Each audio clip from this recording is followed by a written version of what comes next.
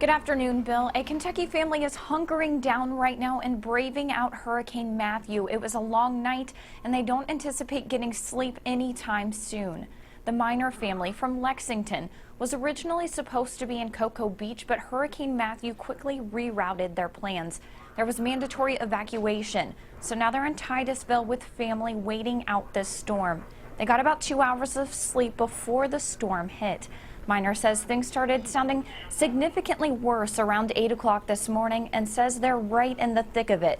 I was able to talk with the family through FaceTime. Now keep in mind their cell phone signal isn't the greatest right now. So that's the closet. All that came down. And this is sagging over here. That's going to come down probably momentarily. It's a little stressful. And one of the worst hurricanes, yeah, like you can't hear the wind right now, but it feels like the bedroom wall is going to come tearing off. Now Becky Miner says they have food and water, so they're just trying to make the best of this pretty scary situation. At the live desk, Caitlin Setner, WKYT.